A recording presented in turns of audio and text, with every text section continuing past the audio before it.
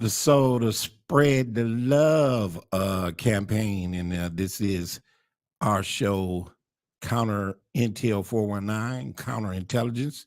This show, this show is a show that will be focused and bringing you information that counters some of the myths and disinformation that is overwhelmingly disseminated throughout our community. We will also challenge some of the lies, propaganda, and omissions of truth and information that is critical to our history as well as what's going on today.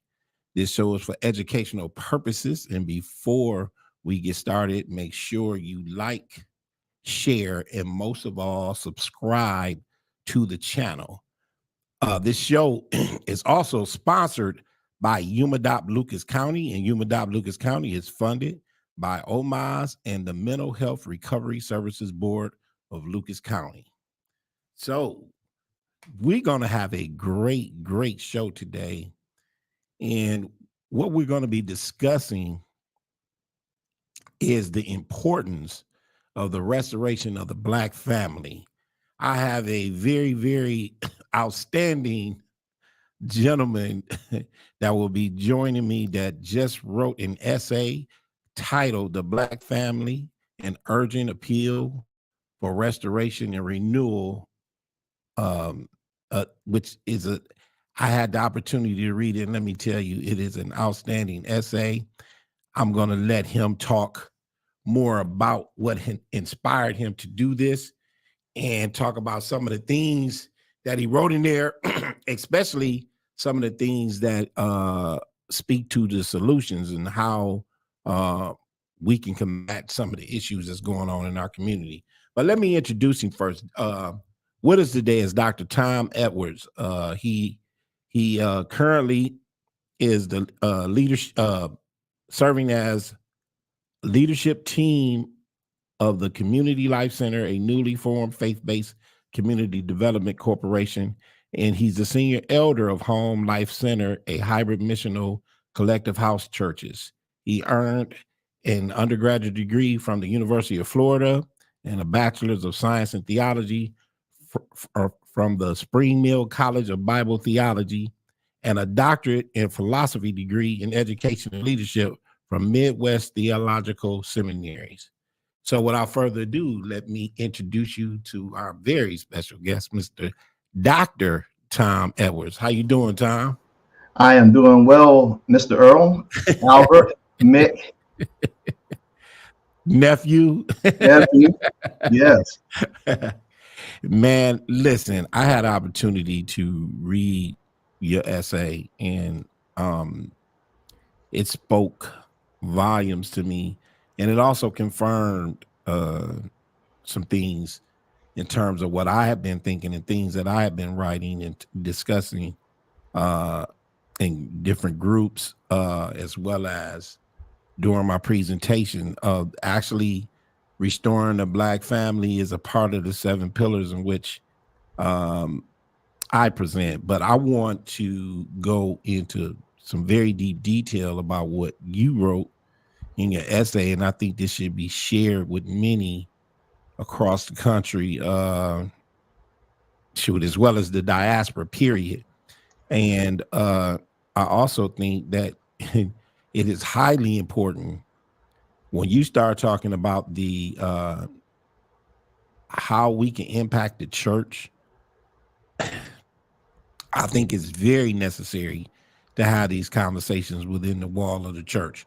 But tell me, what inspired your essay, and how long have you been considering some of the things that you wrote, and have you been talking about this prior to you writing this essay? All right. The inspiration probably is out of mortality.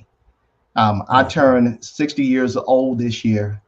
And when you reach certain milestones in your life, you begin to reflect backwards and to look forward.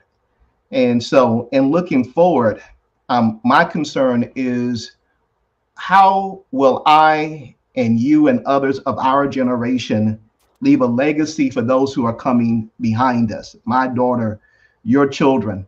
the young Black men and women who are now beginning to take their place in society.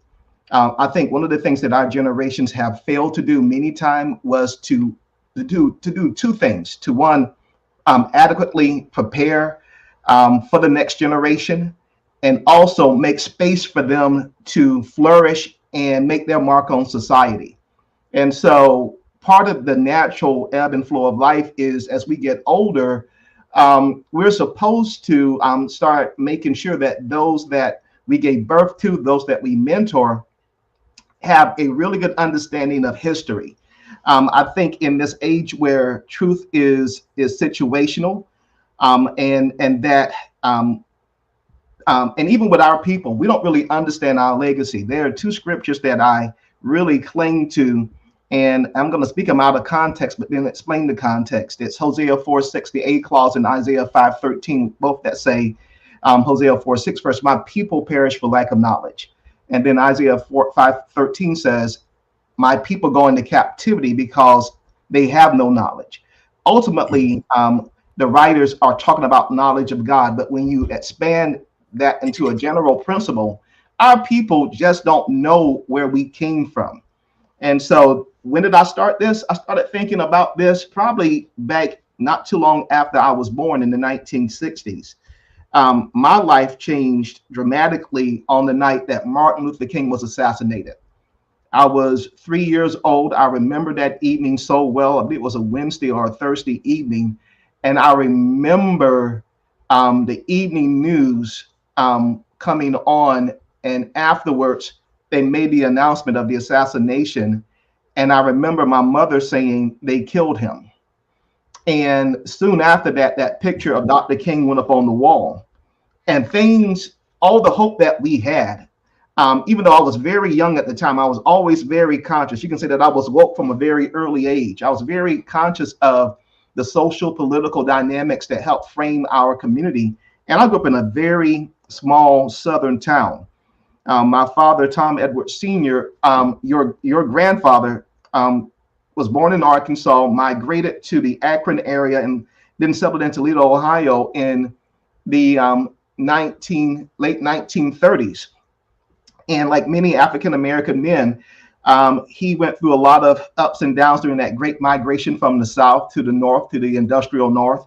And then World War II happened, and he didn't get his just due.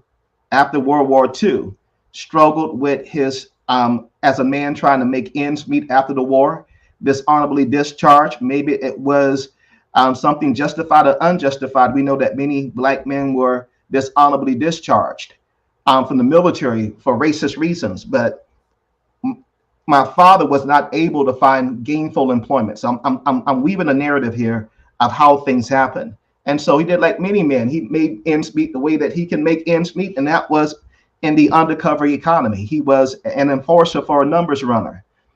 He couldn't get unemployment. He couldn't get gainful employment. And gainful employment in Toledo at that time was sparse for men of color. White men who came back from World War II were given access to the GI Bill, to job training, to employment, to college, to home loans at a very friendly interest rate. And so Black men struggled. And being a man of volatility, didn't like being belittled. He got violent with one of his handlers and beat him up, and subsequently had to flee back to the South that he ran from. And that's how I came to be. My father was about my age when I was born, hence why I have a nephew who's only a year younger than me. and so the genetics that we share are quite evident. But I've always have been intrigued what made my father tick. The older I get, I become less embarrassed and more appreciative of the man that he was. And so now I look back at my 8th grade educated father who did the best that he could to be a father and a man in America that stripped him of his masculinity. Mm-hmm. It was just these confluences of events that happened historically. Now, going back to slavery is one thing. We know about slavery and Jim Crow, but we really have a bad memory when it comes for the last 80 years. Wow. Because a big part of my own education has been what happened to my father and to other Black families and other Black men to put us in this condition. If I was not an eyewitness to the 1960s and 70s, I would be sloppy in my analysis and think that all of our issues came after 1968, after Martin died. No, the slide over the last 80 years from 1944 to 2004, it was a continuation of the systemic racial, segregated racial system of discrimination in our nation that limited the aspirations of Black men and Black families. And so since I am a Black man, grew up in a Black family, I became very interested in this to the extent that my initial major in school was history. I was a Southern history specialist. I wanted to know why these things happen to us. And so in my study and in my white paper, I wanted to set the record straight. I really wanted individuals to understand that there are a variety of mitigating circumstances that led to the decline of the Black family. And there continues to be residual social limitations that impact us. My father, if he was alive today, I think he would have a much tender heart, but he was really he didn't like white folks. I didn't have the same hangups. I always grew up in an integrated society. And so this paper was not just to talk about the history, but to do something about it. I was watching the Democratic convention this last week, and this chant of "do something" kind of resonated with me. It may have caused me to write this white paper or black paper or this essay, as you call it. And so this is my effort to give governmental systems, churches, the white community, nonprofits a roadmap on how to change these, to improve the aspirations of Black families and Black men and Black children. You know, thanks for sharing that part of your history, our history. You know, when I was reading it, and then when it immediately made me think about something that's also connected to this last 80 years of what has happened in our community. Shortly before, 2 or 3 years before the time period in which you suggest, from 1944 to 2024, there was over 800,000 African Americans between 1965 and 1942, 43, somewhere in there, that went through the convict leasing system. Wow. So when you add that, because you talked about how, you know, we can go back to all the things that happened during slavery and post-slavery and things of that nature. But when you add in that, and then when you have all of those men that try to show, not just in World War II, but also in World War I, that despite what was going on in this country, they decided to fight for this country so that they can have the same rights as anybody else. But then when they got back from the war and was stripped of the same things that they didn't, well, basically denied the same things that they was denied before they even went into war, it was crippling. Especially when you talk about the GI Bill, that's noted not only in your essay, but many studies, as how those issues, how they impact the wealth gap in this country between African Americans and the white community. So you right on point in terms of singling out this 80-year period of what happened, but the things that surrounded it that contributed as well. I mean, it makes it even more devastating, and it's like an uphill climb. But sticking to that point of what you said, that 80-year period, mm-hmm. do you have you done any research on how it impacted the wealth gap? I tell you, because one of the biggest things that leads to wealth in any society is the transfer of property. The Bible says a good man leaves an inheritance to his children's children. That's grandchildren. The thing that most people leave to their children is house and property. And so if you are renting a house, or if you own a house that has not a lot of equity in a low income area, say for instance, your home, you rent for your entire life. When you die, when my father died, the inheritance for the children that he left behind was $6,000. If he had a home, a house when he died in 1982, we could have been able to have an estate of $100,000 or more. We don't have the same advantage. So when the middle class was being built in suburbia for white folks who purchased homes in the 1940s and 50s, and those homes were sold to their passed on to their children in the 1980s. So a $20,000 house, the next generation buys a $40,000 or $50,000 house.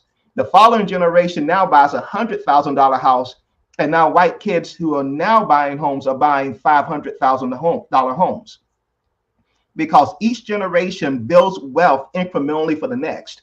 When we were denied the opportunity for hundreds of years to own property, to build wealth, and to transfer that wealth from generation to generation, that led to the wealth gap. The other obvious aspect of the wealth gap is education. We know that the more education you have, the higher education you have, your wealth aspirations increase exponentially. And so, but also because of segregated schools and Black men not being able to enjoy school. My father didn't leave school in the 8th grade because he hated school. My father left school in the 8th grade because he had to go and work as field labor on the family farm.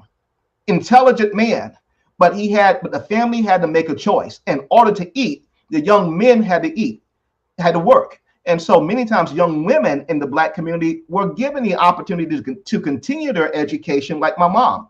My mom was able to continue her education, complete high school, and get an LPN. My father, just as intelligent. His kids, I think we got part of his genetic makeup when it comes to intelligence, but he was not given those same opportunities. And so now he cannot earn. The earning potential that of African-American families being decimated by the systems of segregation, segregated schools, employment practices, and the housing gap basically deprived our people to live at a subsistence level. We lived our memories of childhood from day to day. If we did not work that day, we did not eat that night. And so it was not looking forward to 2 weeks for a paycheck. We got paid as day laborers. That's my heritage. We worked as kids. As soon as we could walk, we were harvesting vegetables and fruit, collecting eggs. We were part of the family income system. Now, my mother was very proactive in pushing education, teaching us how to read before kindergarten, having a typewriter in the home, and instilling the virtues of education, because she understood with this new, more integrated society that her kids could go on to college, get educated, and begin to pull themselves out of that system. But we are the first generation, Mick, you and I, that will probably leave a household inheritance to our children. Absolutely. So with that, as time goes on, what we're talking about here is the restoration of the Black family. Yes. How did these things that we're discussing right now play a role in tearing the Black family apart? Can you talk about that as you did in the essay? Yes, I can talk about that. So, and I can go a little bit further than the essay, because I wrote the essay for a general audience. Okay. Black people were highly married people. When slavery ended, when we were given the opportunity to have lifelong mates and families, we gravitated towards that. However, and if you look at the southern part of the United States, even with the racism, marriage and families in the 1900s to the 1940s were intact in the South, and the South was one of the last places to be hit by the disintegration of the Black family unit. But here's how things happened in the 1940s after World War II. And so when Black men and women, married couples in the North, say Toledo, Detroit, Cleveland, Chicago, when they could not get employment, the women were many times working as maids and in very low-level jobs. Men could not get employment many times because of the factory labor, went to preferred communities. And so they resorted to getting money from a program called ADC, Aid for Dependent Children.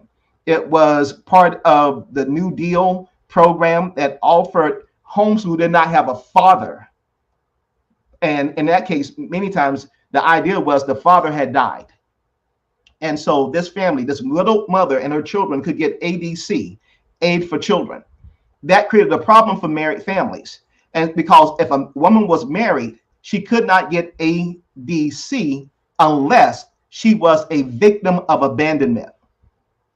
That's a key thing. And so what happened once a month or twice a month, when the welfare workers would come to the Black community to verify the abandonment, because these couples did not get divorced, they wanted to maintain the family unit. The men would basically go and hide.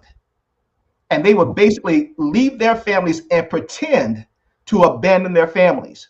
When the welfare workers left, the men came back.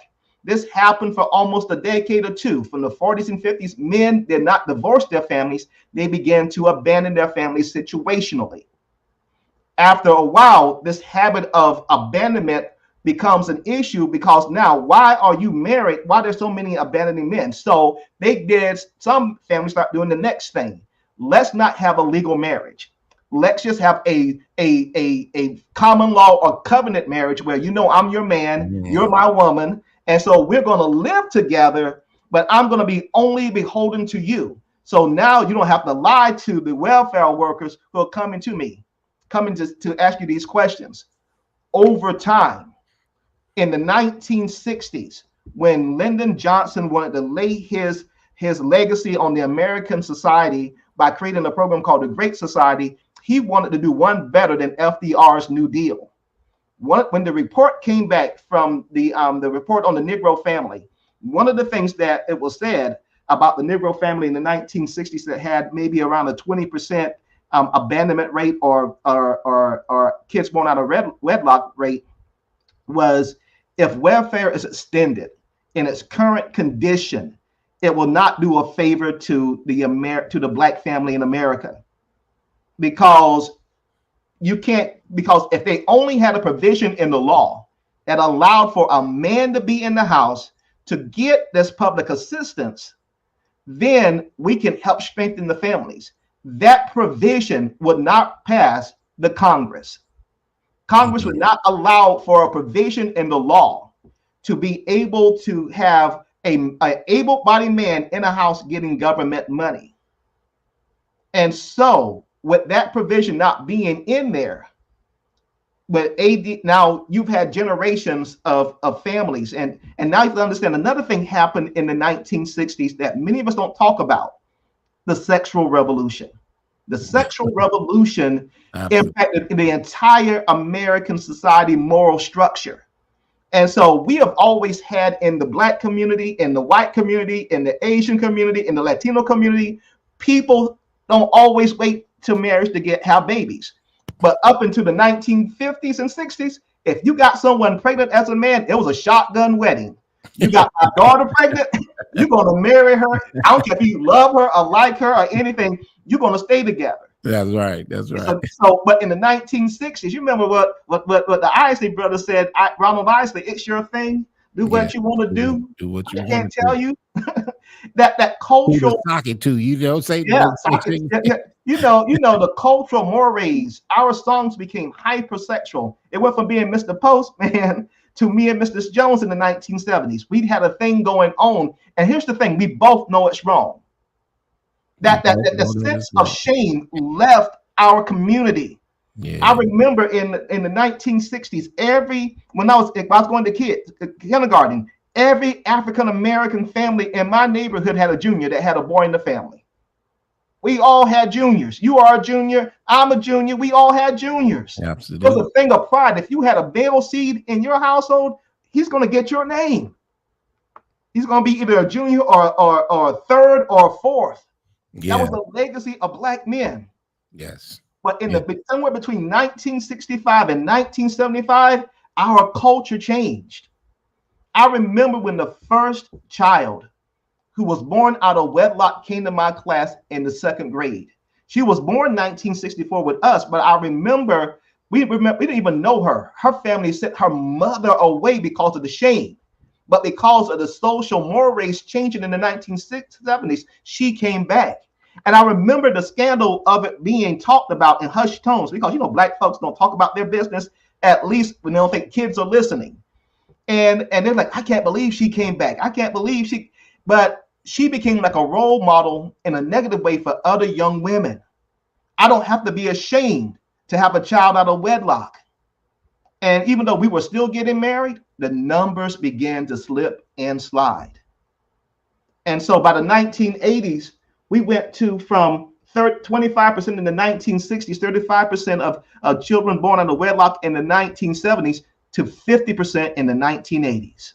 And then by 1990, it rose about 70, 80%. Yes, 97% in the 2080, and it's 80% and higher in some urban areas. Yeah. And so when they got rid of welfare in 1996, this is the thing about the Welfare Reform Act. They thought we're going to end this habit of people having babies and getting welfare. That didn't change anything when they went to TANF, temporary aid for needy families, because the behaviors had become culturally inculcated. Yeah. And it's not just a welfare thing. Again, I think it's just welfare. No, a lot of things happen to us as a people. It would have happened slower without the welfare program happening. The welfare program was another mitigating circumstance that helped continue that trend. So with that, I can hear people that's listening to this show. I can literally hear them saying, are you judging our community? It's okay to not be married and things of that nature. How the constant conversations go. Yeah, I'm not condoning sex outside of the context of marriage. Right. I made a conscious decision as a young Black man to have relationships with one woman, to be married to one woman, and my kids to come from that one woman. That I knew that if I wanted to say something to my Black peers about us as men getting our acts together, I had to be a role model. So we are not beasts. We are not subject only to our sexual and primal urges. And so I tell you, I'm really hard on Black men. I don't lay the blame at women feet. I lay the blame at us. We are the instigators many times of romantic liaisons. It's like I know how men encouraged me to get some when I was young, because you're not a man unless you're getting some. Right. And so, but we lead the country in multiple sex partners. Our young people, there's a report that comes out that is called the youth. The YBRSS, the Youth Behavior Risk Surveillance Survey. It comes out every couple of years, and it measures the risky behavior of young people. African Americans, Black Americans, we have a higher percentage of sex at an early age, a higher percentage of multiple sexual partners, and a higher percentage of STDs and STIs. You know, speaking of that, unfortunately, to add to that, right now, Toledo is leading the state of Ohio in syphilis cases, and the demographic uh, that is higher risk are teenagers and young adults. So this is a very serious problem, and let me tell you, one of the things that I encourage people to do: pay attention to the billboards in your community. If the health department has a billboard in and around your community that's speaking to these issues along the lines of STDs, that means that the highest rates that they're finding is in your zip code. So you know, when you see these billboards in your community, it's to let you know that this has went past epidemic of proportions. And so, yes, the behavior, the hypersexual messages that our children receive on a regular basis, man, is having a serious effect on our children and what they do. And I always talk about that, and how, you know, we talk about everything but the things that's influencing our children. And yet at the same time, it's very little being done about those influences. But to the subject of the African American family, I think that it's important that our young people who may hear this show, see this show, or is listening now, to understand the benefit of the family structure. Yes. The benefit of the family structure, not just from the wealth side of it, but there's other benefits to the family structure. I want to allow you to talk about what are those benefits when you tell a young person that's not interested in getting married, or is asking the question, why is it so important that the Black family come together? What would you tell them? The first benefit, from a very selfish perspective, is safety and security. When you have a family with mother and father, brothers and sisters, all living under the same household, there is safety in numbers. When I was a young child, there was always somebody at home to greet me. If my mom had to go out and do something, there was always a grandmother or an auntie or someone in the house. That protected us from the predators in our neighborhood. That protected us from us doing things that were self-destructive. So one is that safety net that's built in. Another thing is you get to see adulthood role modeled the right way. I get to see how a healthy Black man and a healthy Black woman live together in a healthy relationship, and so I get a model for how I am to be as a man with a woman by having this in my household. I see it every day. I also begin to get this moral grounding because when I have two parents in the household and an extended family around me and other families in the community patterning the same behavior, there's the social contract that we build, and there's these social moral principles that we get from each other. And so now we're not the exception. We're just part of the extended rule. And then also with these two families, with the two parent household intact, and and all the kids are related to each other, I'm not sending money away to an outside person who now has a third of my paycheck because I didn't keep my stuff together. And so now whenever we waste our seed, and I'm talking about our biological seed, and we spread it everywhere, we limit our power and impact, and we deprive our children of opportunities. The opportunity to get my full attention as a father, to get that motivation that they can do anything and go any place, and that they can build a brighter future. People, I think today, are so self-consumed because a lot of our music became so selfish in the 1970s and 80s and the 90s, and now it's just crazy. It's about me, myself, and I got to get me some of me. It's all about me. Yeah. But in the middle of the day, in the middle of the night, when you all alone, when you have an STI or an STD, or you have a man who's not faithful to you, or a woman who's not faithful to you, we go through this trauma and distress and depression, and we drink it away, and we smoke it away, and we get that legal marijuana, and we think we can self-medicate it away.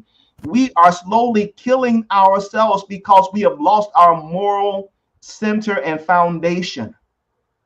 And I even mentioned going to church. I'm a minister. I advocate us living a biblical standard, but just from common sense, from a sociological perspective and a biological perspective, we are destroying ourselves because we have forsook the family unit. Man, yeah. So, with your essay, yes, you had some action plan items. Some action plan that that I thought was amazing. Why don't you talk about the action plan and yes, kind of go through it in some level, like quick detail. Quick details. So the first 7 are to governmental agencies and community nonprofits. So the first 7, first, economic empowerment. We don't need any conversation around that. Education reform. Charter schools aren't completely the solution. Now, I'm an advocate of charter schools, but we need a lot of things going on with that. And the disparity between public schools and charter schools not getting the same resources is different. Housing equality. We need equity. We need housings, and we need the policies changed around that. The big one of this one here is support for fathers. A lot of men need to get mentoring, support. Some men are actually taking care of their kids. So we need to do something around fathers. We need to have community-based initiatives like the Douglas is doing and other groups in Toledo. We need criminal justice reform. It needs to be completely overhauled. I worked in the system. You worked in the system. The system is not good for us. And then we need to have a big push for health and wellness, helping people to understand that an STD or an STI is not a life sentence, helping them to understand that eating right and diabetes and all these other things. So it's a holistic thing that the government and nonprofits can do to help turn the tide.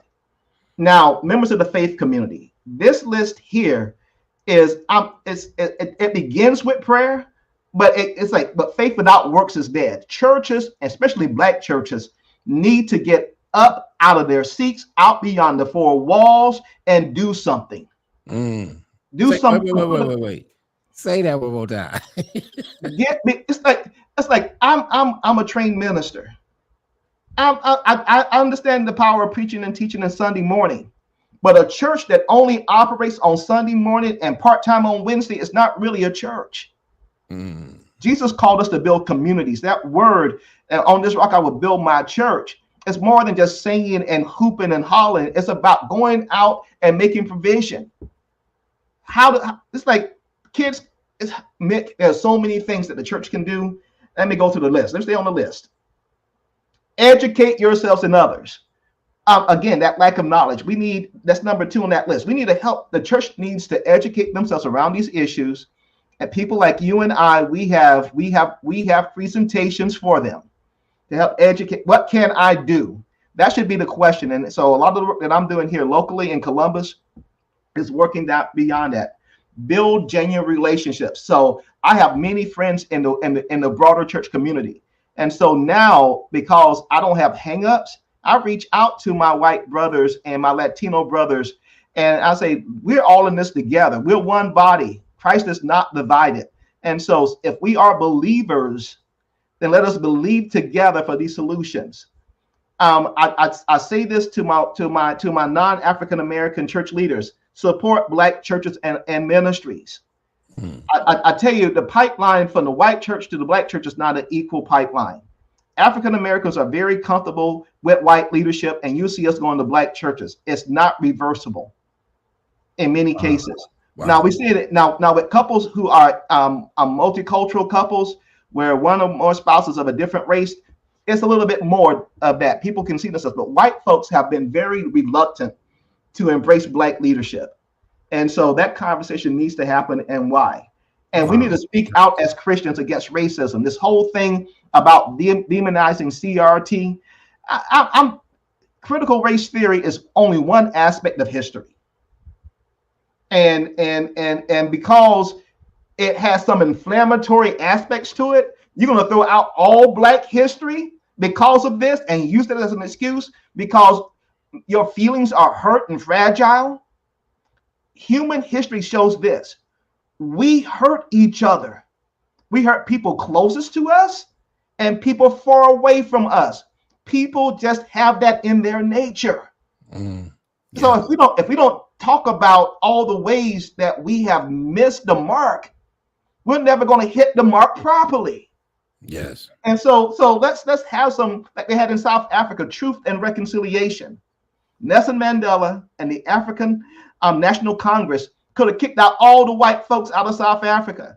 If they would have done that, they would have been like Rhodesia. They would have been set back 20, 30 years. Because when you kick out people who know how to get things done, and now try to start over from scratch, you're going to decimate your economics in your country. So by having these commissions, when they dealt honestly with the racism and the brutality of it, and then once you have truth, you can have reconciliation. And so you have a strong economy where white folks and Black folks, but Blacks in the majority, are leading the nation because they went through a process of true reconciliation. Wow. We have never had that in America. Whenever we get close to it, we run away from it. That's right. That's right. And so the final points, the final 5 is for social justice advocates. People like you, people like me, who may not be believers in any God or any spiritual thing. Advocate for policy change. Not just these feel-good sessions where we come in and do kumbaya. And I love White Fragility. I love that book. However, you have to go from being fragile to being active and becoming strong and making a change. Sometimes the biggest enemies of the Black community are liberals who only give mouth service and really no afterward action. We need liberals. If you're going to be liberal, be completely committed to the process of policy change and reformation. Yes. Number 2, invest in Black businesses. 90% of Black businesses have 0 to negative income. We are good at starting stuff. We're not good at getting things funded. And going through the banks is a way to get it done, but there's a lot of wealth in our community. And so if you have wealth and you have a compassionate heart, invest in Black-owned businesses. And Black-owned businesses, be willing to be mentored. If you don't know how to balance books, if you don't know how to do an annual report and to do a budget, find somebody who can do it. And they may not be your race. Don't be ashamed of self-help. Absolutely. Amplify Black voices outside of the political arena. There are so many African Americans that have something to offer and beyond the playing field. We need more heroes than our politicians and our ball players and our actors and our rappers. Yeah. There are a lot of Black folks in this community that have something to offer that can help change the society. That's what mutualism is all about. When you really have true diversity and mutualism, everybody benefits because the collective energy and intelligence and skills of the community helps build the community. Mentorship and support. It's a big thing. Give back, support individuals who need your support. Kids, mentor kids, but also mentor business owners and entrepreneurs. And challenge injustice everywhere. We don't have to wait for the George Floyds to happen. That happens. Those things are outliers. There are quiet injustices every day. This thing that's been on my nerve is this antagonism against affirmative action. And I understand how our Asian brothers and sisters feel that they are being somehow discriminated against in college applications because there's only so few seats in these high level programs. So many of the anti-affirmative action programs came from our Asian brothers and sisters because they want to have their kids to have access to education. However, you have to understand that we are one minority group at odds with another minority group. Let me say this. Affirmative action has always existed in this country. It wasn't called that. The GI Bill going to mostly white soldiers, that was affirmative action. When a white guy goes into an employment, or a white woman going to an employment situation and gets the job and they're not qualified, that's affirmative action. In the equal employment opportunity language, that's called disparate treatment. There's always disparate treatment that happens against us and folks who are on the outside and the marginalized. Let's get rid of disparate treatment. But also, I believe that there should be some type, and I'm going to say the R word is a bad word, some type of reparations. We're the only group in our country that have never gotten reparations. The indigenous people, the Native Americans got reparations. When the Japanese Americans who were interned during World War II got reparations. We have never got our 40 acres and a mule. The least they can do is give us free college and university. That's the least that they can do. Right. The least. Right. You know, I got too many soapboxes, so I'm going to stop right there. But to that, you know what? I always said, and I know this going penetrate some folks in a different way, but in reality, I think that there should be more laws put in place that exclude everyone other than African Americans. And the reason why I say that is because we basically are, when you say minority, that covers a broad group of people that don't share the same legacy as African Americans. So I believe that there should be things put in place that directly go to African Americans and African Americans only, due to the issue of how we came to this country, and how we've been treated in this country ever since what I call the human trafficking trade. Yes. So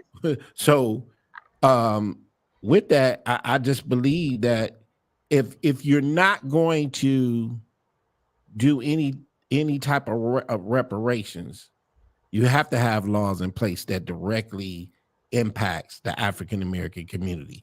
To avoid that, though, I'm strongly in agreement with what you said. We need to have some form of reparations, and that's just, I don't even know how that's even an argument with some people, but you know, that's a whole nother conversation. It becomes a hot button issue. Yeah. Because let me say this to my poor white constituents, and there many poor white Americans were sold a bill of goods by the landed gentry, those who own property in Europe and in the United States, and those who live in Appalachia, I greatly identify with, because they were treated with great disparate treatment, not given opportunity. The thing that they had to their favor that we did not have was light pigmentation and the absence of melanin in their skin. They could assimilate in the broader society, even though they were treated in a very unjust way.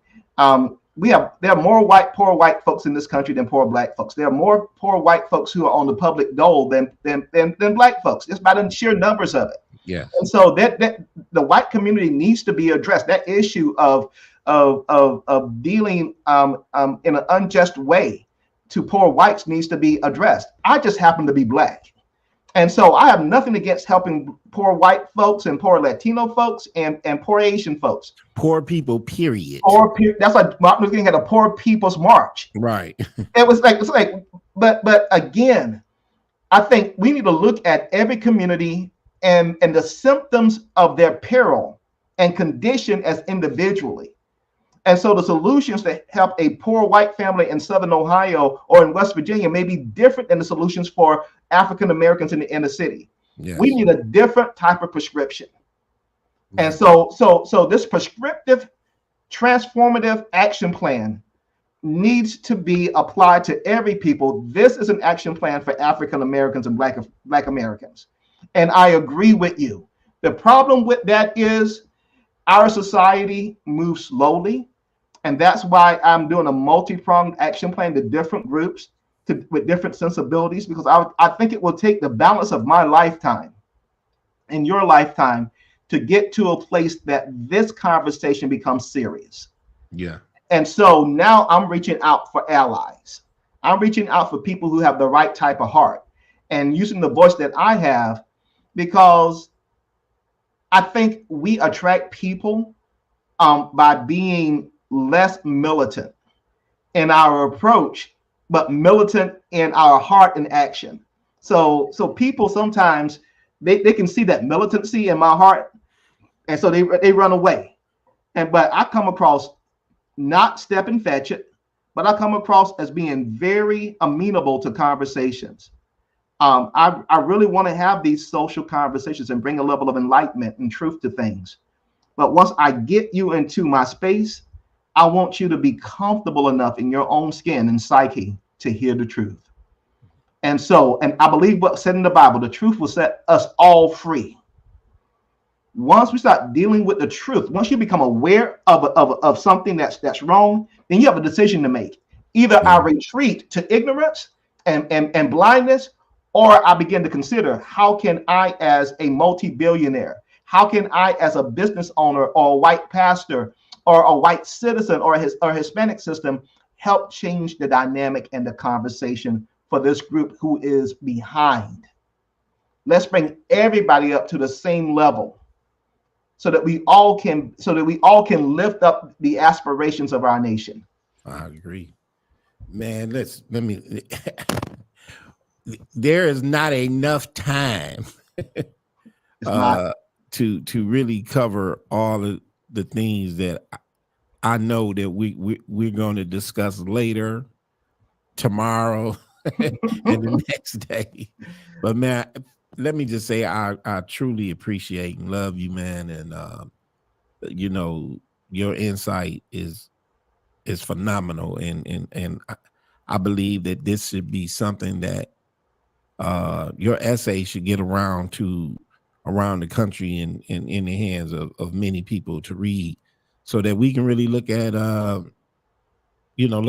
and see what we can do in terms of action to make sure that we doing something daily to help strengthen and restore the Black family.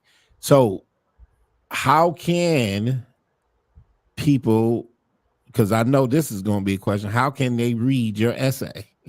And so feel free to put a link to the PDF of the essay on your site, your page.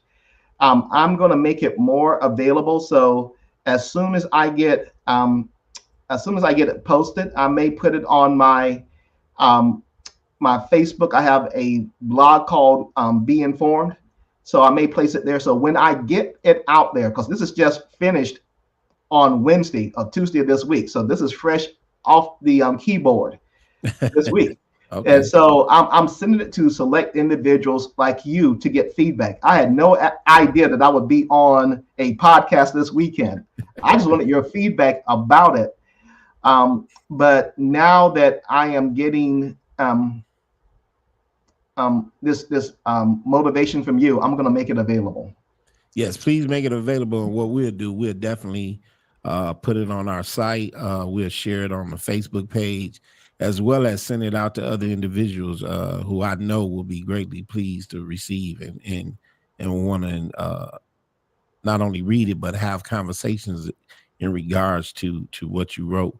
But Matt, thank you again for joining us this morning. I think this was a great conversation, and this is also a conversation that we will continue, because there's a lot more that needs to be discussed and a lot more questions that possibly need to be answered. But I greatly appreciate you, man. And look, as we say at the end of our show, let me remind you that this segment of Counter Intel or Counterintelligence is sponsored by Yuma Dobbs Lucas County, and Yuma Dobbs Lucas County is funded by OMAS.